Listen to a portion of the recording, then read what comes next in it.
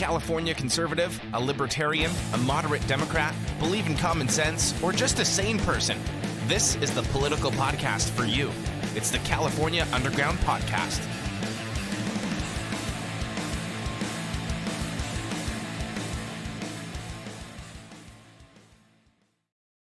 What's going on, everybody? Thanks for tuning in to another episode of the California Underground Podcast. I'm your host, Phil. Along with me, as always, is my trusty co-host, the best and fastest researcher in the West. And the man with us tonight really needs no introduction if you follow conservative news or anything in California. It's Anthony Cabassa, who is a great independent journalist, does some incredible work here. And tonight we wanted to bring him on because the topic we're discussing tonight was what the heck is going on at UCLA, or what the heck did happen at UCLA. So we're going to get into that. Anthony, how are you? Welcome to the show. Hey, Phil and Camille. Thank you so much for having me. Appreciate it. Doing good.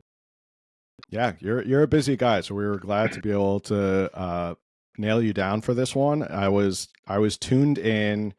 Was it last Wednesday? I think you were like up all night with the protesters at UCLA. Like, I was getting ready for the gym. It was like 5 o'clock in the morning. And I saw you were live, and I was like, is Anthony really live, or is his Instagram stuck on something? And I pulled it up, and sure enough, you were there, like, walking around UCLA. Before we get into that, I think we need to explain, what are these protests, and, like, what are they about? Why are we having protests all over these campuses? Do you want to kind of clue us in on that, Anthony, to give us an idea? Yeah, so for obviously we know that on October 7th, Hamas, which is basically the terrorist sect of Gaza/Palestine, that area over there, attacked Israel, on one of their most holiest of days out there, and unsuspectingly, and ended up killing over 1,000 people. And it's been war ever since, right, in that region, and it's been a constant back and forth. I saw that just recently they went into Rafah, which is like a southern region that connects Egypt with that strip of Gaza out there. And so it's just been ongoing. And so leave it to, privileged college Ivy League students out here to it's kind of like that scene from Breaking Bad. It's like, no, this is all wrong. This is about me.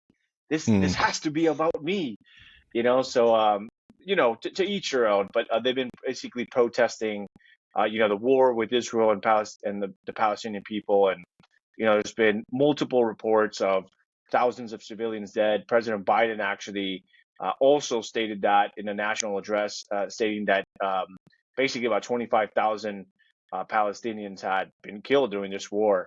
And a lot of them were innocent civilian and adults. And there's a lot of conflicting reports, because apparently the official reporting coming out of Palestine area is, Hamas is basically the authority there. And so they're the ones releasing the numbers. So it's like, well, how can you believe that, right? So that you kind of have to rely on independent journalists, but then independent journalists seem to have a bias at times. And so it's just all messy. And so what Americans have been doing is they've been protesting this war, protesting Israel, and they have taken to college campuses. A lot of these students, whether it be San Diego, whether it be Columbia University in New York, whether it be UC Berkeley, UCLA, which was the one that I covered, and they've been saying, hey, we are making these demands of the school. Basically, you have to divest from Israeli ties, any kind of sponsorship, any kind of, the list of demands varies by the school, but basically what you have is a bunch of students, and what they've created what is called the encampments. And so they're basically camping out at their college campus with tents, and then in some cases are actually closing off entire sections of the school. In the most extreme cases, like in New York, Columbia University out there, they've actually broken into buildings and basically hijacked them and tried to rename them into pro-Palestinian names and akin to those things. And so, yeah, it's in a nutshell, that's basically what we have, is a bunch of college students that are quote unquote in solidarity with Palestine and just trying to, I guess, raise more awareness on what's happening out in the Middle East and the conflict out there. So you were on the ground. Did you get to talk to any of these protesters? And when they say they're in solidarity with Palestine and what's going on over there, do you get a sense of most of them understand what's going on, or is it sort of people are just kind of like, this is the thing to do and we're going to go check it out and be a part of this camp? And what's your feeling from the ground? Yeah, that's a good question. So, there's a lot of people that keep calling these encampments, the uh, protesters, which I kind of find a little disingenuous to assume that every single protester is pro-Hamas. I don't really like when people, if you're anti-Israel, then you're pro-Hamas, or if you're not for, then you are for Hamas. Is that this is basically like the next Black Lives Matter. You had that 4 years ago, and now you have all these people that just want to show solidarity with the next thing, right? It's kind of like the NPC when they get like the BLM chip removed from the brain, and then now it's like a pro-Palestine thing. It's like, okay, now we're pro-Palestine. Mm-hmm. I actually got to talk to a student who is actually Palestinian. His parents are Palestinian, and he was born and raised in California, but obviously, has family back there, and he's first generation American. And he actually told me that he was kind of surprised in showing up to the UCLA encampment that there were so many white people in charge. And he kind of seemed disgruntled about that. He's like, why are there so many white people here, and who put them in charge, And so what I have been arguing is that, there's a lot of people saying, these are dangerous people. They are aligning themselves with terrorists. Maybe this is, but the overall sense is these are liberal kids that see something, they want to feel included. I mean, I saw like a white couple there, and the guy just seemed like a regular bro, and his girl pants and oversized sweater and some Uggs. It's going to be very hard to convince me that these people are really pro Hamas. And when I ask people, I was able to talk to some folk. A lot of people don't want to talk. They don't know what kind of media you are, so they're just very naturally distrustful of the media. Who can blame them?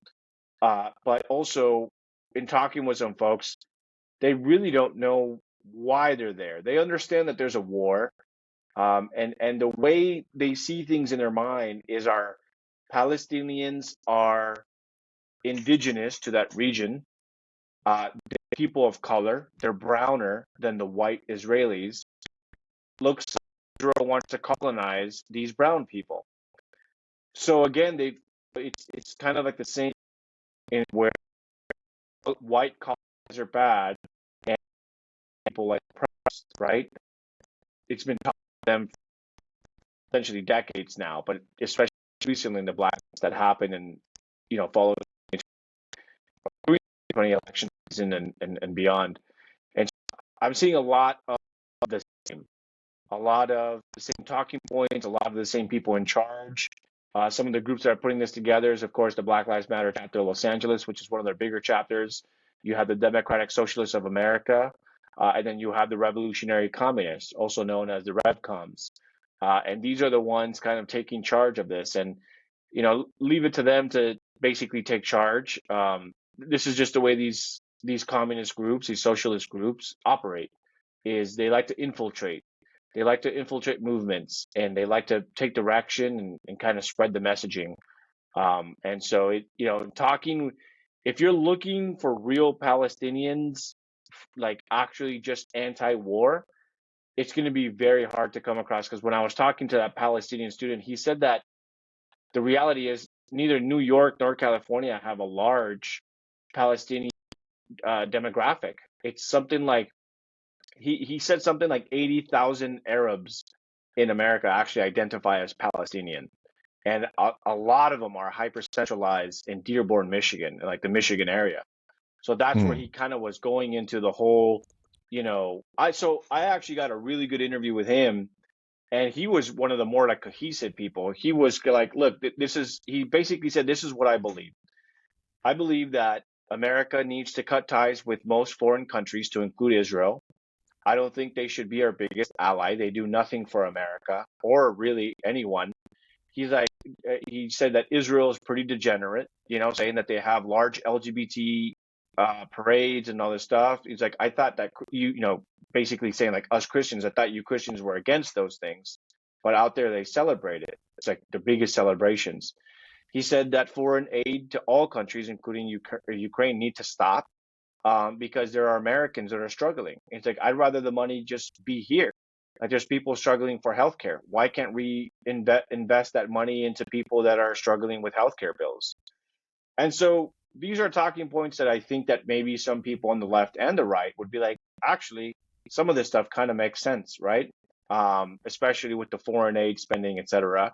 I know that's a big talking point for libertarians. Also, is the foreign aid and where's the money going and why are we being overtaxed? And so he was kind of like the more like normal people, and that's coming from like an Palestinian. When I asked him like, do you want like death to Israel? He's like, no, absolutely not. Like, no, like I just want to live in peace the way it was, like where Arabs and Christians and Jewish people lived under peace before 1948, which was basically the start of Israel, right? As a recognizable nation. But then everyone else, it just varies, right? There are some people that are saying like, oh, we are Hamas, and then some people are like, oh, like death to Israel. And it's like, but you're not Palestinian. You're just white liberals. It doesn't make sense, So yeah, it was kind of an interesting perspective for sure, kind of hearing it from different students, what the perspective is and stuff. But at least from the one Palestinian I was actually able to interview, that's a real Palestinian, it didn't, I mean, depending on, it might be extreme, it might not be extreme what his views are, but it just seemed sensible, I was like, okay, well, someone that speaks on what they're actually trying to advocate for, Yeah, I mean, it would make sense that the one Palestinian you were able to interview has a much better understanding of actually the whole picture. I feel like rather than a lot of these college students who it's the cool thing to do, it's what was the cool thing last year, what's the cool thing 4 years ago was the BLM riots. A lot of people call it just like the hive mind, like people you see a lot of, and that's what I think a lot of people are seeing in videos, especially if you're on social media and you're in conservative circles. You see a lot of interviews of people who don't really know what's going on in Israel or Palestine, and they're like, hey, I just showed up because my friend showed up. Like, I think it was some video of somebody in New York. They came down from like NYU to Columbia, and they were like, no, we're just here because everyone else was here. Exactly. And I got a lot of that too at UCLA. I was like, are you a student here? They're like, oh no, but like my friend is, and so I just came out with her. And there was just a lot of people that came because they were genuinely just interested in the encampment because, they had tents up, they had obviously graffiti and murals and art, displayed everywhere, chalk art, all this stuff. People just wanted to come just to, like, hey, I just want to go inside. I just want to see what it's about. And then maybe they recognize someone, or maybe they're like, oh, you know what? I think I'm just going to stay. Like, this is kind of neat, like this little space out here. But again, it's just like goes over that, like it goes over their head of what like that movement actually is. Or just like, oh, wow, like there's like this space and we get to like do chalk art and there's people praying over there. What? Like, okay, sure. I'll just hang out. I don't have anything else to do. I'll just grab some coffee, come hang out, make some signs, whatever, So you were able to get into some of the encampments, yes? Because they were like you had, I think, mentioned, and I was watching that night. I'm not a good sleeper, and so I was on Instagram. And you like when you were live all night, I'd check in for a few minutes and then try to sleep and then go back. So I was watching quite a lot that night. But you had mentioned like you had to know someone or had to have the password. They were like it's like a little club. So I'm very curious. Obviously, it was mostly students, and you mentioned there was, a bunch of people came just to see, but did you see, as far as protesters, was it just like the college-age students, or were a bunch of other people joining the protests? Like older? Yeah, so I'll start with the last question and I'll move back there. But so from what I understood, a lot of them were college students. The thing about UCLA is that you can be 70 and you can be a college student. So I was talking to college students that were like 19, 20, 21, and I was talking to college students that were like in their 40s and their 50s. They were just coming back for like a class, or they were coming back to finish off something, whatever. And so the age definitely varied, but I would say that a lot of them were definitely on the younger side. I would say early 20s, a majority. I would say like over 90% were a lot younger. But you had some people that were thrown in there that were on the older side. But again, I didn't get to really properly vet everyone because you don't want to go around asking like, hey, can I see your ID or whatever. Well, right. But as far as the other questions where you were saying like if they had like basically a system. So the way it worked was initially they were not allowing any media inside at all. And then eventually it became like DU friendly media, and somebody on the inside of your work or search your work so that you're friendly to the pro cause, and we'll go ahead and let you. Everyone else, like you're kind of, oh well, really fine. It's interesting because it's so security there, and they kept telling us like, hey, you get close to the encampment, and I was like, you understand public space, right? And they're like, we tell you you're not allowed to. What you do is up to you. And I'm like, I understand what you're saying. It's public space. I'm making my way past you, and I'm going to go inside. And they're like, legally, there's nothing we can do. All we can tell you is just you're not allowed to go in there per the school, unless the student lets you in. And so, yeah, this space right by Royce Hall, they basically took over the entire quad area, and there were checkpoints to go in. And it was ran by the students. There wasn't security or UCPD. And so the students determined whether you're allowed inside or not. The way it worked was you had to know somebody on the inside already. So somebody on the inside had to vouch for you. They either had to be a friend, a colleague, a student, a family relative, etc. The first couple of days, they drew like a black X on you, which meant you're good to go. And then eventually they moved on to like a color-coded like wristband, where determining on the wristband, you were either good for a day or you were good because they knew you were a student and you were an ally. Someone had vouched for you saying, hey, this guy actually goes here. He can come in any day, etc. And so if you didn't have that wristband, you were not allowed in. You only got a wristband if someone on the inside knew you, but you were also an ally. So there was a couple of videos that went viral of Jewish students, but also other students that came by and they were asked a series of questions. Why do you want to come inside? Are you friendly to the cause? Are you pro-Zionism? Are you pro-Israel? And if you answered the questions wrong, then you weren't granted access. You didn't get a color-coded band. And so there's actually one viral video that I can think of where there was a Jewish student who tried to go inside and they asked him, are you pro-Zionism? And he said, well, yes, of course. Like, I'm Jewish. And they're like, oh, well, then you're not allowed inside. He's like, you're not letting me inside because I'm Jewish? And they're like, yes, that's why you're not allowed inside. Now, what I will say is that inside of the encampment, there were actually Jews in there. I personally saw them. I talked with them, and they were wearing shirts that say ceasefire now. So if you've been following up with the protests, you will know that there are some Jews that are anti-Zionism. They're basically anti-Israel. They're doing this to their countries. You see tweets from a lot of people that don't like our government and they're anti-government. So, they call themselves anti-imperialists, which is going to these other countries and basically colonizing, et cetera, et cetera. And so there were some Jews allowed inside. It's just to be, quote unquote, their kind of, like if you're a Jewish ally, that's fine, but you can't be pro-Israel and Jewish. And so, yeah, that was what we're getting is you basically were handpicked to go and I don't know how UCLA doesn't go collect lawsuits, but also how they survive the lawsuits, because there's video evidence of them having Black students, Asian students, white students, and Jewish students because they said, no, we don't consider you an ally, or you're coming off as hostile, or, oh, you're the wrong skin tone, et cetera. That was a lot of civil rights infringement, and access to media as well, because even KTLA5, which is one of the biggest news stations, if not the biggest local news stations out here, they weren't allowed inside either. And the guy kind of pushed back, and he's like, but it's a public space. And they're like, it doesn't matter. We don't want you here. It's like, wow, that's pretty nuts. I was going to say, how long has this been going on? I mean, I applaud them for being so organized after what seems like a couple days with the wristbands and the code words and passwords. Got to hand it to them. That's pretty impressive that they had the organization like that.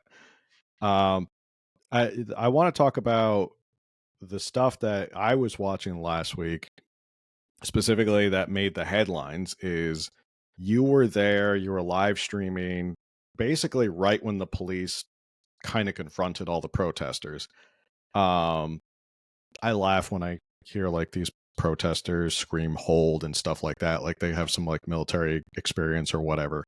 But watching your video, you could hear them screaming hold and stuff like that. Don't take them too lightly, because they have been training. I also posted a drone video of them training, and there's actually additional footage out there. They do train while they're in the encampment. They're taught how to interlock arms, and they're taught how to move forward all at once. They do have commands, and that's kind of what I saw on the inside. There was a lot of organization. So when the time came that CHP actually got in there, not to like jump ahead, I just wanted to make this quick note. They actually police for over an hour. About over 200 CHP police, law enforcement, that job this basically come in and be able to take over these areas. Fully armed riot with riot batons, all these flash grenades, expensive, things, and data, and they had, drones up in the air that had infrared, all that stuff. And because of the training from these, again, you can laugh at them, that's fine. These little dweeby 19, 20-year-olds, a lot of them women that probably weigh like 90 pounds, but they're holding up makeshift shields, and they put up these barriers, and they interlink them, and they just, for a full hour, CHP just could not breach at all. So, I mean, the tactics may be funny and unorthodox, but you'll hear them say hold or push forward or shields to the front. These were very common commands. Shield to the front. We need more people here. There's people with walkie-talkies organizing. We need more people in the back. And they have like sectors in there. Like I actually took a picture on sector 4. And everything is extremely, extremely organized in there, and they're ready for it, and again, it's not just you go over my Twitter and you can see the drone footage of them actually training, and there's even more footage, and they teach them how to like walk forward in a phalanx with shields. And I know it sounds funny, but dude, it worked. I was actually shocked. I'm like, I've been in here for an hour, and the police they tried and tried and tried, and they just couldn't budge in, like not even a foot. It was kind of insane. Okay, I'm gonna put my little tiny tinfoil hat on right now, which is not often, but it just seems so weird that like in a span of I don't know how many days they were organized. They knew how to who to vet for press, who to let in. They had code words, they had passwords. Then you had people training them in tactics of how to push back on the police. It just seems like they got organized so fast for a student protest. It makes you question, like, well, were these all students, or were some of them maybe agitators or professional protesters who like infiltrated and got in there and said, okay, this is how we're going to do it. Like, that's my tiny little tinfoil hat. It just seems odd that a bunch of ragabound students got together in the middle of the quad and then turned into like this organized little protest. Maybe I'm not understanding, but I don't know what your thoughts on that are. Yeah, so Los Angeles, every city is different, but what we need to understand is that the left has been organizing since before you and I have been born. Conservatives and Republicans have always just kind of been playing catch up with the left, because at one point we controlled all the institutions. We controlled academia. We controlled the judicial system. We controlled a lot. And what we need to understand is since the early 1900s, since even before then, with the women's rights and all these things, is a lot of that was liberal ideology, the West, and they've had to teach their. I mean, think about it. The point where protesting, there was a point fighting for equality. A lot of this stuff was banned. So you have to adapt. You have to find out what can I do within legal rights, but push as far as I can go. So, for example, these protesters, if one of them threw a water bottle at the police, for example, which did happen, that protester was immediately like, you're out of here because what you're doing is illegal and now you're going to get all of us in trouble. And so what would happen is interlinking arms and not letting police through. It's like, what legal thing are you? It's a public space. So if you interlink arms, like you're not harming the police, you're not damaging them, you're not letting them, right? Maybe the only would be, obstructing police ability to conduct operations or something. All of them are wearing masks. People, especially on the right, are like saying like, oh, they're so stupid, they're wearing masks. That's not why they're wearing masks. So again, it's like we might not understand because they have been protesting for decades, and then all people are teaching the next generation and the next generation, and a lot of college professors. And I was there when thing for rights, and now the racists are trying to take our rights away. We're going to show you how. That's why a lot of these encampments have professors. A lot of these, what's going to happen is whenever there's a protest, you need leadership. It's just like friends in English class, like you're bored of mine, you're like, do we start? How it works. It's like come and recruit, come into the campus, and they're like, would anyone be interested in this, right? And it's like, oh, well, who do we talk to? And then, of course, you've got a bunch of clubs in all these college campuses, whether they're conservative, like Turning Point, or you've got other ones, right? You've got the DSA, the Democratic Socialists of America. Most of them have college branches, or at the college level.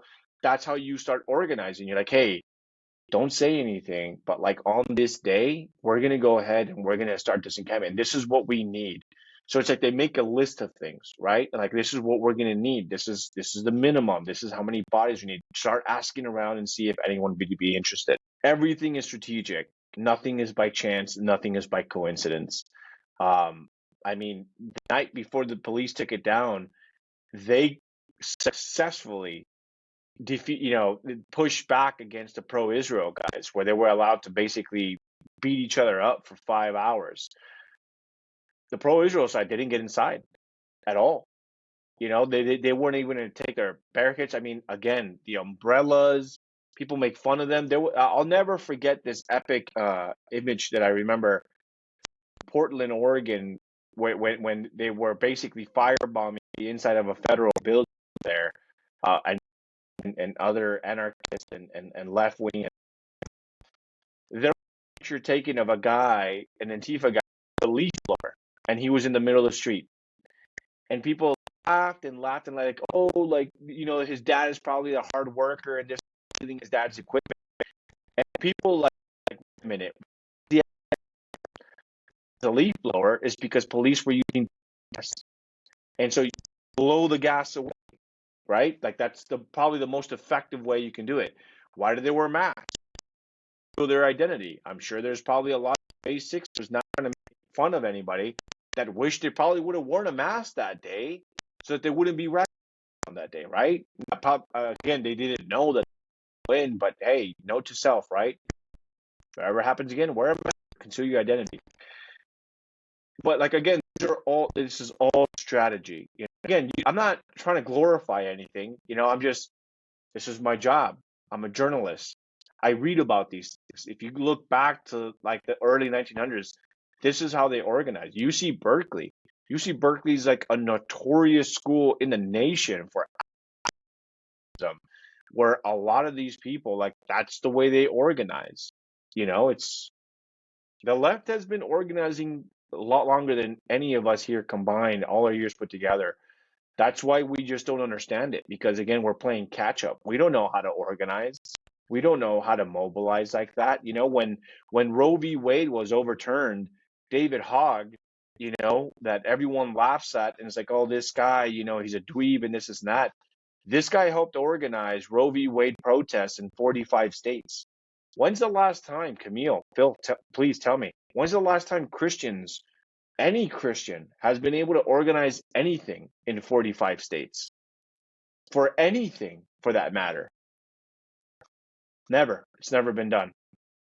So again, it's like, this is just the way they operate, man. We don't have to like it. We might not understand it even. It might look silly to be carrying around leaf blowers and umbrellas and masks, but guess what? They're able to hold off police and get the bare minimum charges, I think that's a great lesson for all of us to hear, is because, again, when you look at this stuff through the lens of like social media, it is cherry picked to be like, oh, isn't this laughable? Isn't this crazy? Aren't they stupid? Da da da. But like, your perspective being there on the ground is so important for people to hear, because you're telling us, well, yeah, you're cherry picking one little piece of footage, but in reality, they're organized and they know what they're doing, and they probably know how to share this better than we do. And it's one of those things. Never underestimate your opponent in these kind of situations. So,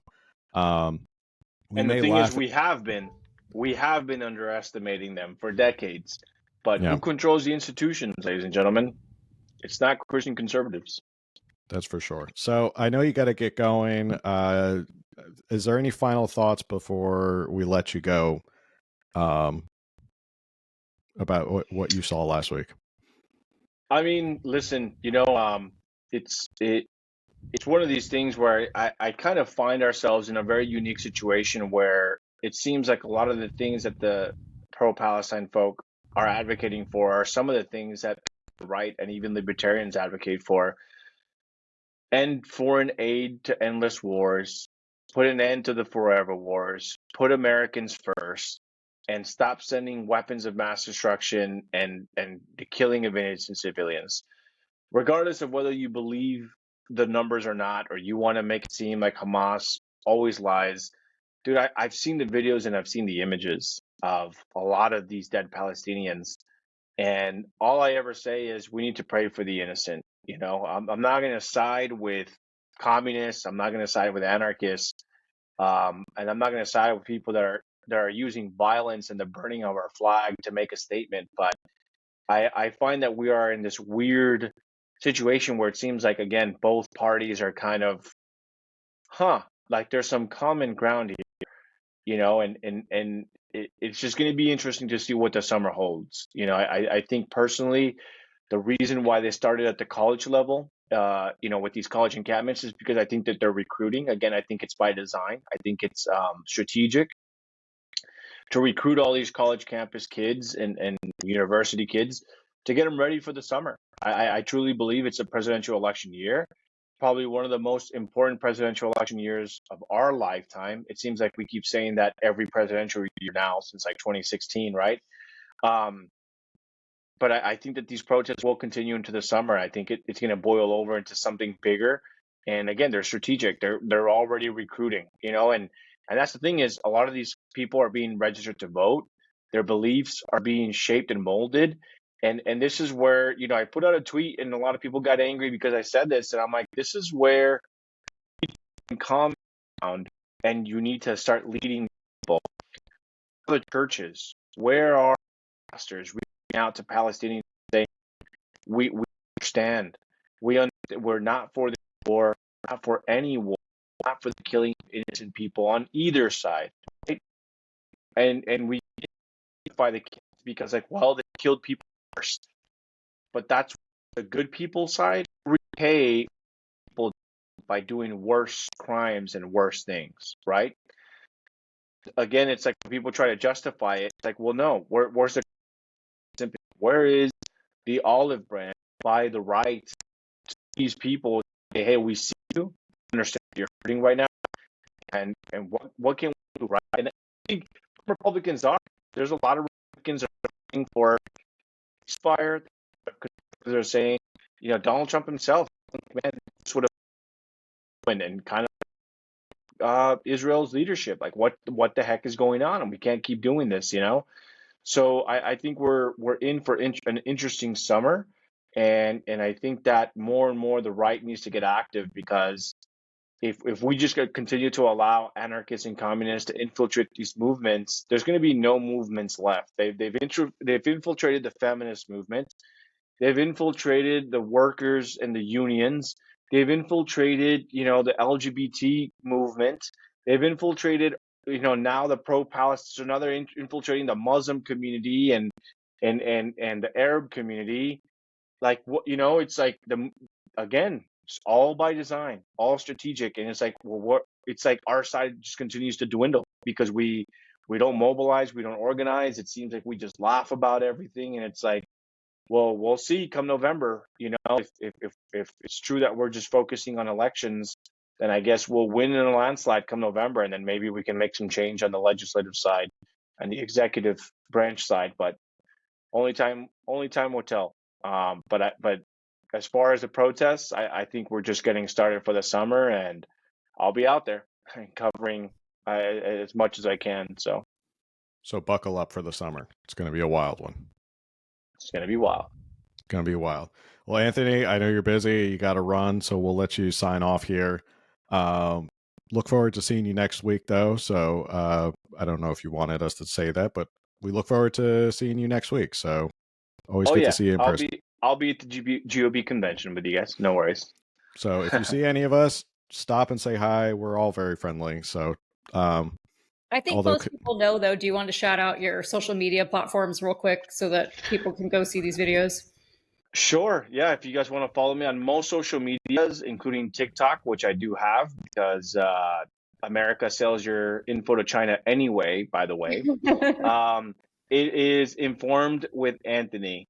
On every single social media, I am on Truth Social. I am on Gab, on the largest following, TikTok. Informed with Anthony. Twitter's the only place that I'm different. It's just gonna be my name, Anthony Cabassa _ on Twitter.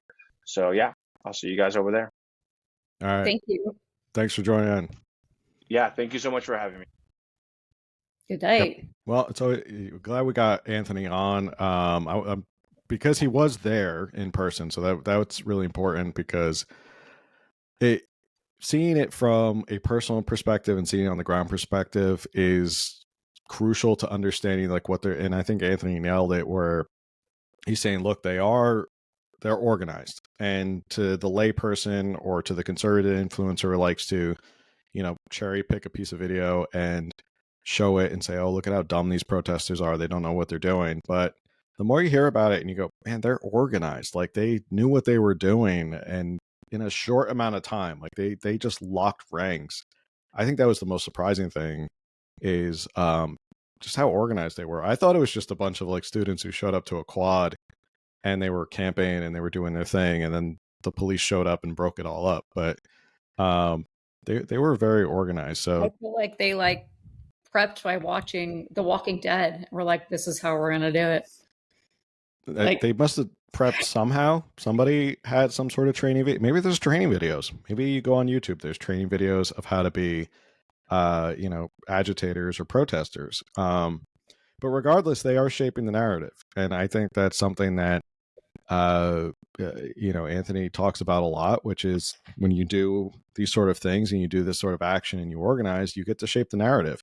And right now, people on the left or whoever is supporting this, they're shaping the narrative. And the problem is there's stories now that are coming out. Like I was reading this one today. Read a couple stories before we sign off for the night. And again, like we were kind of alluding to, next weekend, Saturday 1 to 4, we'll be doing our live stream at the GOP convention. Come on, say hi. Camille promises she will do autograph signing for a little bit, but she won't do it the whole time. So for a fee, got to make yeah, nice. it's, if you want a photo, that's a fee. That's extra. That's extra. So, but she's only doing it for like, a half an hour. She doesn't have all day to do photographs and autographs. So, anyway, so at UC San Diego, I saw that there were a whole bunch of people who were arrested. This is from the San Diego Union Tribune. Said in an abrupt escalation of tensions, police and riot gear swooped in and cleared an encampment of pro-Palestinian protesters at UC San Diego and arrested 65 people in an early morning raid, prompting skirmishes with hundreds of protest supporters. Throughout Monday morning, hundreds of police clashed with protesters near the university's iconic Geisel Library after authorities quickly dismantled a tent village and arrested dozens. Afterward, a few hundred protesters headed downtown to rally outside the county jail, chanting, "Let them go." So this was obviously shocking to see for a lot of people. And again, it looks bad when the police are coming in and like clearing out students, and it shapes the narrative. What does that say to the people when they see police in riot gear going into UC San Diego and clearing them out? It shapes the narrative. They get to come out to be the heroes. And they get to paint themselves in the righteous light. So I don't know. You have any thoughts on that, or did you hear about this story? All so bizarre. No, I haven't been keeping up with all this as much. Like I read a few articles here and there, and obviously, was following Anthony in his work, his videos and stuff, but mostly I have not been like so on this subject, but it truly is bizarre to me. Brian Burley, our friend Brian Burley, works at USC, and he was showing, I didn't see as much footage there, but he was like just trying to come here and work, and this is what's going on. And like, I'm just thinking about how, the 2020 to 24 public students in America and how their education was so odd with COVID. And now here we are, 2024, and like now it's just this whole college thing. And I realize it's not happening on every campus, but it's happening on several. And there I'm sure there's talk, and it's strange. And it's like, kids that went to school 5-6 years ago and graduated, like now it's a whole new experience to me. And again, I'm not there, but it's crazy. Like my oldest is about to graduate high school, and I'm just thinking he's practically the ages of these people. And like you said, these kids mobilizing the way they do. And I just look at my son and I'm like, I don't think he would do that. And no offense to my son, but and I'm not saying like, oh, he's better than that. I don't mean like that. I mean, as far as like the direction that they went and the mobilization and just like this organization, and they're just like on it. And I just can't see my son doing that. So I'm like just mind blown with all this. Yeah, it's when you look back, it's like, yeah, you're kind of susceptible in college. You kind of get swept up in the emotions of what's going on. That's why I asked Anthony, like, how many of these people who are protesting actually know what they're protesting, or it's just like, hey, it's the cool thing to do. Like we're all headed down to the quad to go protest. And I'm sure there are a bunch of people, the leaders or the ringleaders, know what they're talking about, but there's probably a good amount of people who don't understand why they're there, or they're just like, this is what all my friends are doing. There's another school. Sorry, go ahead before I get into this. Kind of getting off topic, but I don't know if you remember this, but when I was 18-ish, the big thing was free Tibet. Do you remember, like every concert I would go to, there'd always be a table set up with like, here's the free Tibet, donate to this. They didn't free Tibet. Like, and I'm not saying protests don't do anything, but it's like everyone just gets hyper around something. They get passionate about it. They, and I think that age, they're trying to find where they belong. What are they all about? And so it's easy to be like, okay, I'm a part of this clique. I'm a part of this group. And so, that was a long time ago when I was 18, and Tibet is not free. Yeah. And I remember, when I was in college, the hot thing to protest was the war in Iraq and the war in Afghanistan. that was everything. Green Day's American Idiot came out, and that was, there were a lot of protests. You could go to San Francisco and there were marches and all this stuff. And like, I didn't partake in any of them. I mean, I've always been anti-war, but I didn't take any part in any of these protests. But how many years after, I mean, I went to college and it was like 2004 to 2008. How long were we still in Iraq and Afghanistan even after those protests? Like, we finally just pulled out of Afghanistan because Trump started it and Biden finished it. And just think about like our current president in 2024, 20 years later, almost 20 years later, pulled out of Afghanistan. Iraq sort of the same thing. So, does it really move the needle? I don't know. I think it changes public perception. And maybe that public perception filters down into what people vote at the ballot box. But I do think like you could put a lot of this energy into organizing and calling legislators and, getting stuff in front of your state legislature or Congress or something like that. Like it's a lot of effort for these students to go out and do this and think it's really changing the world. Like you said, like it seems like every generation has their college protest thing. It just seems like there's always this college protest thing, whatever the hotness is at that point. But does it really move the needle? Does anything get resolved during those protests? So, but speaking of a story that protesters failed miserably at, this was at Cal Poly Humboldt. Police clear buildings, arrest 35 protesters at Cal Poly Humboldt pro-Palestine occupation. Protests on the Arcata campus began shortly after protests nationwide started just over 2 weeks ago. Pro-Palestinian protesters want universities to divest from Israel or direct university funds away from programs in favor of or benefiting Israel into other areas. Protesters are hoping to influence federal policy on Israel over the number of civilians killed in Gaza since October. At Cal Poly Humboldt, protesters have also demanded the resignation of Cal Poly Humboldt President Tom Jackson and Chief of Staff Mark Johnson for refusing to divest. Growing frustration by protesters for their demands not being met led them to occupy 2 buildings on campus on April 22nd, Siemens Hall and Nelson Hall East. With protesters refusing to leave and no plan to clear the buildings, the university announced over the weekend that campus would be closed until the end of the semester on May 10th. This action seemed to spur the university, which brought in several law agencies, including the Humboldt County Sheriff's Department and the campus police, to deal with the occupied situation.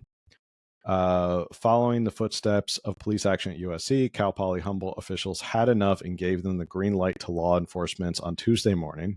At 2:30 a.m., the combined law enforcement group entered both halls. They quickly cleared both and arrested 35 people in the process. Most were students, with a few members of the media and professors ending up in cuffs as well. Oh. To add insult to injury, the university released a statement replying to protesters' demands, saying that they would be giving them nothing.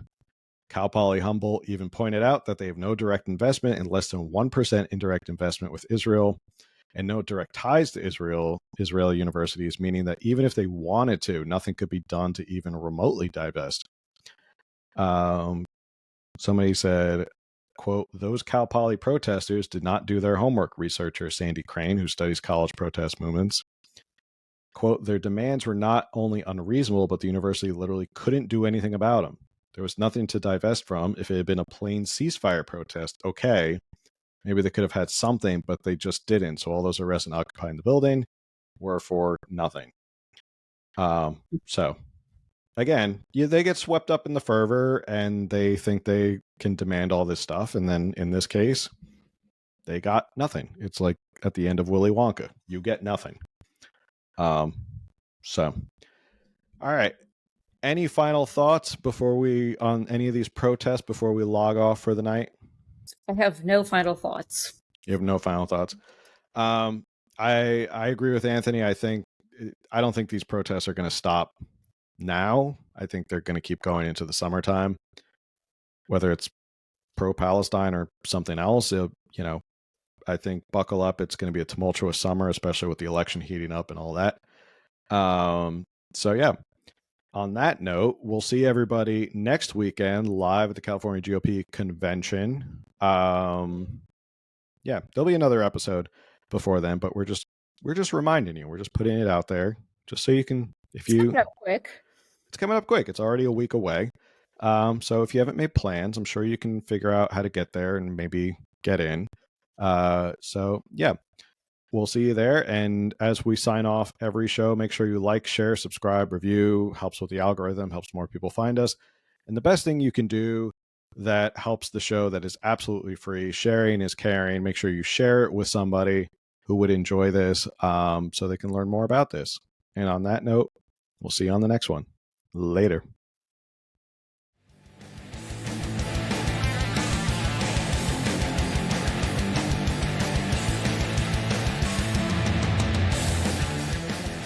Thank you for listening to another episode of California Underground. If you like what you heard, remember to subscribe, like, and review it, and follow California Underground on social media for updates as to when new episodes are available.